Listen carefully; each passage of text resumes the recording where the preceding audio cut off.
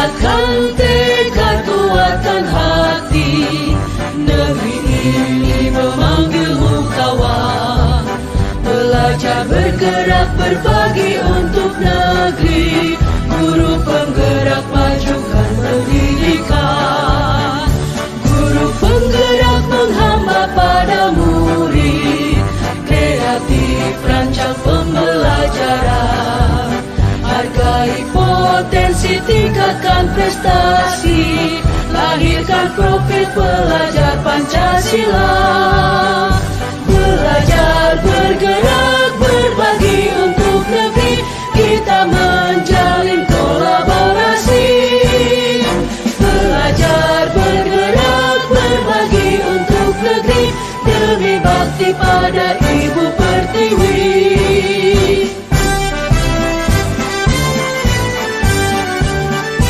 Baik, bismillahirrahmanirrahim. Assalamualaikum warahmatullahi wabarakatuh. Selamat siang.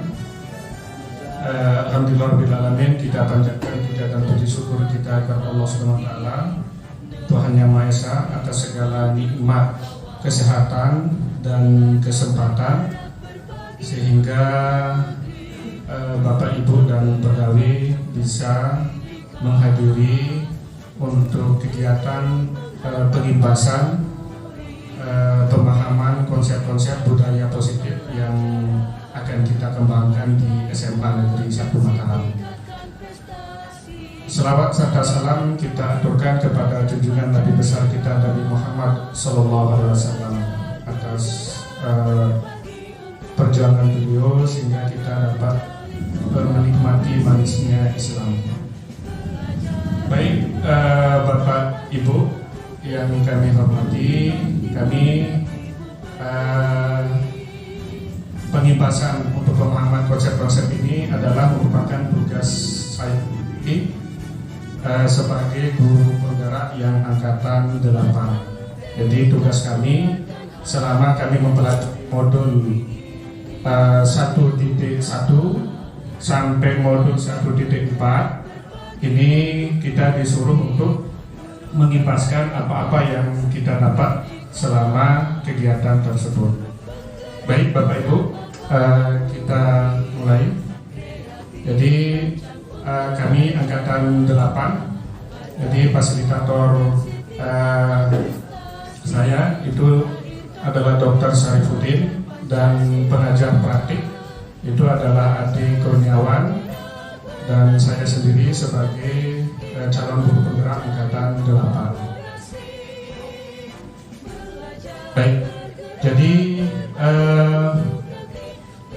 materi budaya positif yang akan kami sampaikan ini ada beberapa poin. Yang pertama adalah filosofi pendidikan Ki Hajar Dewantara. Selanjutnya disiplin positif dan nilai-nilai kebajikan universal. Selanjutnya teori motivasi, hukuman dan penghargaan dan restitusi. Nah ini pemahaman kita, apakah kita selalu memberikan hukuman atau penghargaan atau konsekuensi kepada peserta didik kita. Terus selanjutnya adalah keyakinan kelas dan kebutuhan dasar manusia. Selanjutnya restitusi itu 5 posisi kontrol dan restitusi segitiga restitusi. Baik, di sini menurut filosofi pendidikan kurikulum merdeka itu didasarkan pada pemikiran dari Ki Hajar Dewantara. Jadi sebenarnya kurikulum merdeka ini didasarkan adalah pemikiran dari Ki Hajar Dewantara, dasar pemikirannya, di mana tujuan pendidikan menurut Ki Hajar Dewantara itu adalah menuntun segala kodrat yang ada pada anak agar mencapai keselamatan dan kebahagiaan yang setinggi-tingginya, baik sebagai manusia maupun sebagai masyarakat.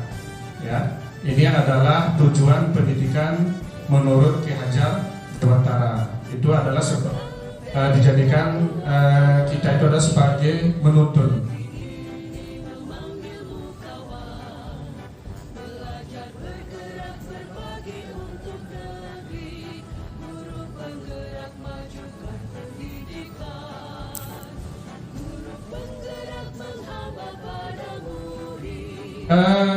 Dalam menuntun, guru itu diibaratkan seperti petani, ya. Jadi petani tidak akan bisa mengubah padi menjadi jagung atau sebaliknya. Ia hanya bisa merawat tanamannya dengan baik agar dapat tumbuh secara optimal. Jadi kita sebagai pendidik itu diibaratkan sebagai petani, ya, di mana petani tidak akan bisa mengubah padi menjadi jagung atau sebaliknya, ya.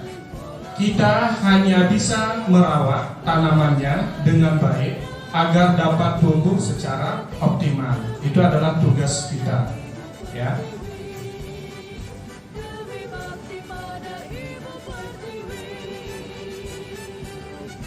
Selanjutnya, menurut teori konvergensi, anak bukanlah seperti kertas kosong, ya. Ia seperti kertas yang telah ditulis penuh secara samar-samar. Jadi anak itu bukan seperti kertas kosong, ya. Tulisan tersebut berisi sifat positif maupun negatif, ya. Jadi tugas guru adalah menebalkan sifat-sifat yang positif tersebut dan terus berupaya menyamarkan sifat-sifat negatif yang ada pada anak. Jadi seorang anak itu adalah bukan kertas kosong, ya, tetapi sudah dituliskan penuh secara samar-samar, ya. Jadi tugas kita sebagai guru adalah menebalkan sifat-sifat yang positif, ya, dan menyamarkan sifat-sifat yang negatif yang ada pada anak. Jadi jangan kita menonjolkan hal-hal yang negatif pada anak. Itu yang hal-hal yang negatif itu yang kita samar-samarkan, hal-hal yang positif itu yang kita tonjolkan, ya. Itu.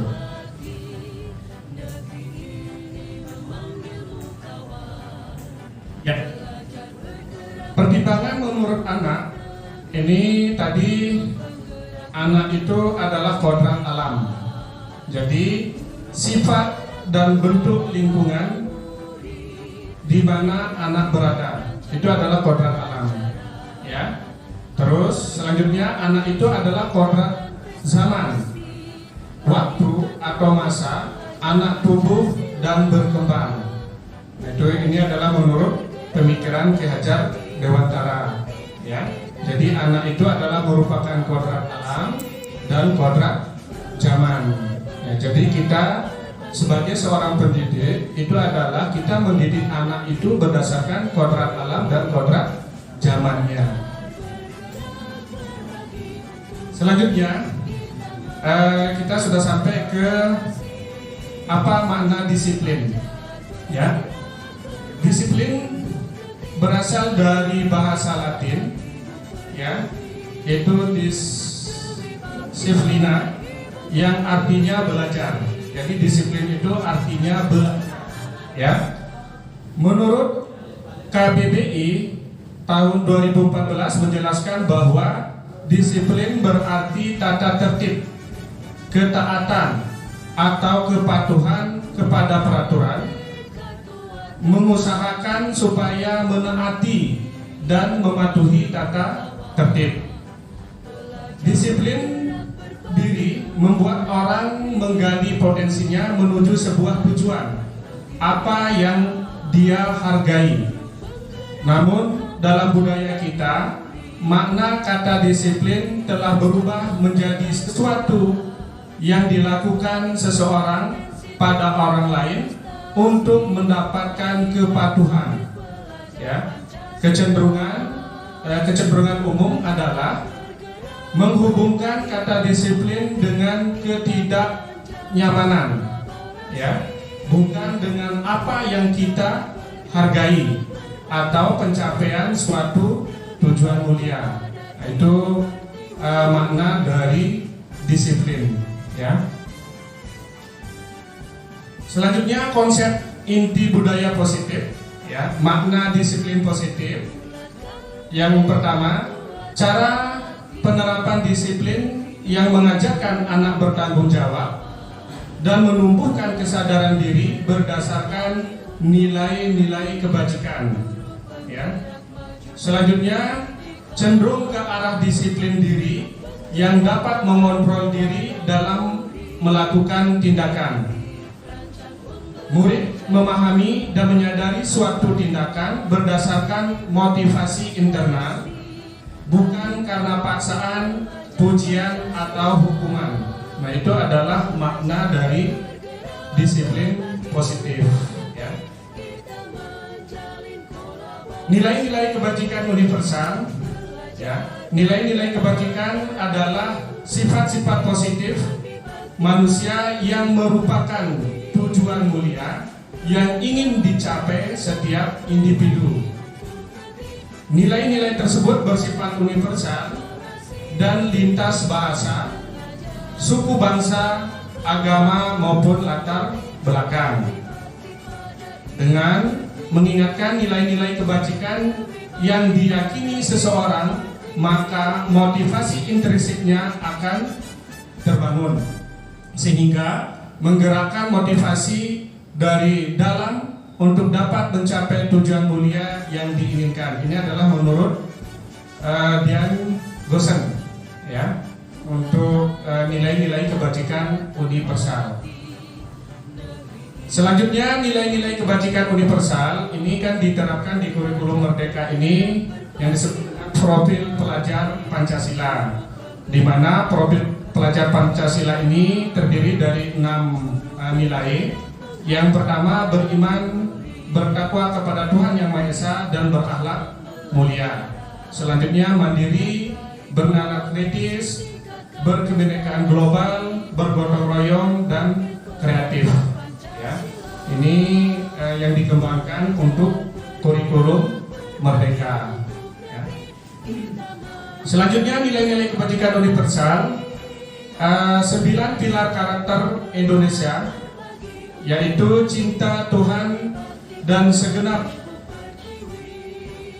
ciptaannya, kemandirian dan tanggung jawab, kejujuran atau amanah, diplomatis, hormat dan santun, dermawan, suka menolong dan gotong royong, percaya diri, kreatif, pekerja keras, kepemimpinan dan keadilan,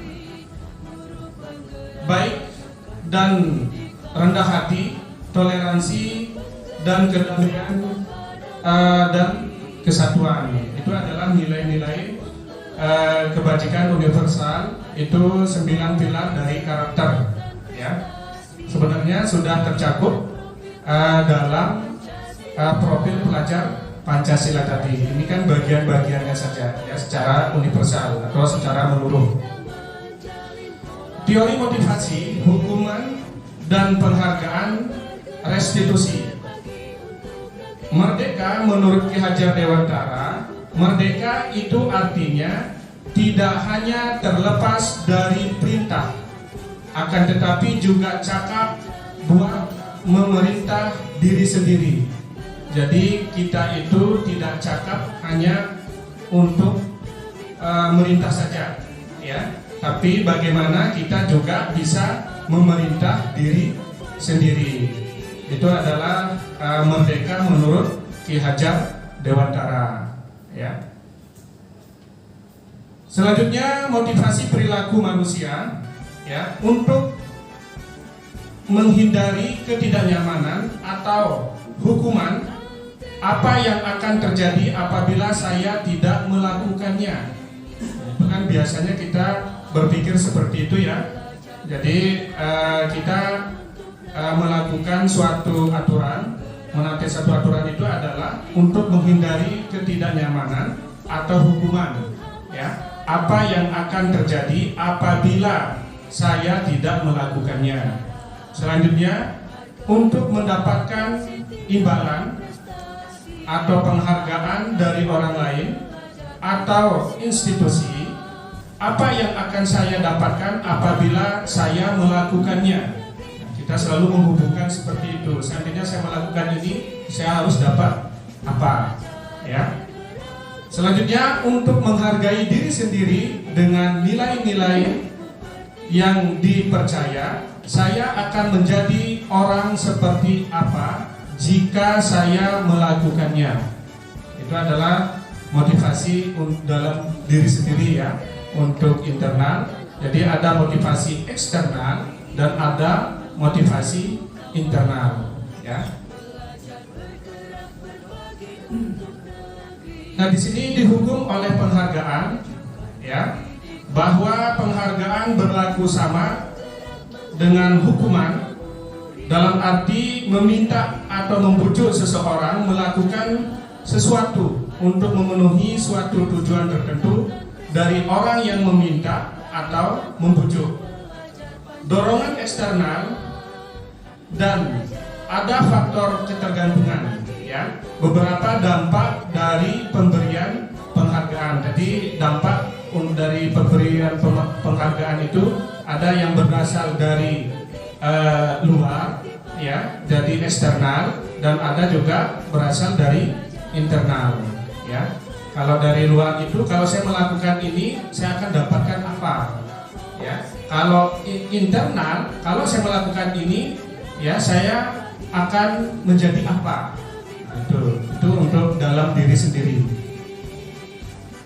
Bentuk program kebajikan atau apresiasi dalam memberikan apresiasi atau pengakuan perlu diingatkan beberapa hal. Yang pertama, beri dukungan secara khusus, beri pengakuan secara pribadi, beri pengakuan kepada semua murid ya, bergantian, beri pengakuan secara konsisten dan fokus pada proses ya. Itu adalah bentuk program kebajikan.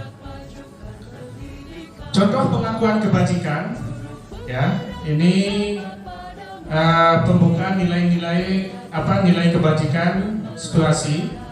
Yang pertama, kemarin saya perhatikan rasa empatimu besar sekali pada saat menolong murid baru di kelas kita. Itu bahasanya ya. Saya menghargai kepedulianmu pada saat kamu membantu teman-temanmu di tugas kelompok ya. Terus terima kasih untuk rasa tanggung jawabmu pada saat kamu memungut kertas-kertas yang berserakan di lantai. Nah, ini adalah pengakuan atau bahasa-bahasa ya, bahasa-bahasa untuk kebajikan ya, yang harus kita lakukan kepada siswa atau peserta didik ya. Selanjutnya, posisi kontrol guru dan segitiga restitusi. Apa itu restitusi? Restitusi adalah proses menciptakan kondisi bagi murid untuk memperbaiki kesalahan mereka sehingga mereka bisa kembali pada kelompok mereka dengan karakter yang lebih kuat.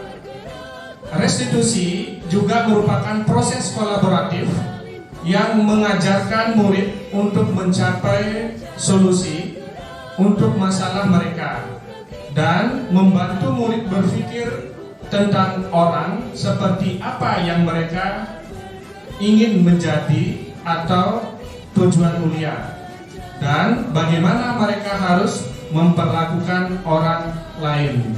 Itu adalah restitusi, pengertian restitusi menurut dosen ya. Nah, seperti inilah hukuman, konsekuensi, dan restitusi. Misalkan kalau hukuman ini sesuatu yang menyakitkan harus terjadi, biasanya seperti itu kalau hukuman ya kan. Jadi sesuatu yang menyakitkan harus terjadi sama orang tersebut ya. Kalau konsekuensi sesuatu harus terjadi, ya, tetapi tidak menyakitkan. Kalau restitusi, itu restitusi merupakan pilihan, ya. Selanjutnya, tidak nyaman untuk murid atau anak untuk jangka waktu yang panjang. Biasanya kita memberikan hukuman itu, biasanya anak juga tidak nyaman, ya, tidak nyaman dalam waktu yang sangat panjang, maksudnya dendam. Kadang-kadang kan ya, kita memberikan hukuman. Kalau konsekuensi, tidak nyaman untuk murid atau anak untuk jangka waktu yang pendek, ya, konsekuensi. Artinya konsekuensinya itu setelah kita melakukan suatu aturan, jadi konsekuensinya ini, nah itu, ya. Terus restitusi itu menguatkan untuk murid atau anak dalam jangka waktu yang panjang. Kita memberikan penguatan. Seandainya anak ini misalkan melakukan kesalahan atau apa, maka kita memberikan penguatan, kamu harus begini, ya, dan seterusnya. Nah, sekarang Bapak Ibu, ini tugas perbedaan antara hukuman dan konsekuensi. Kira-kira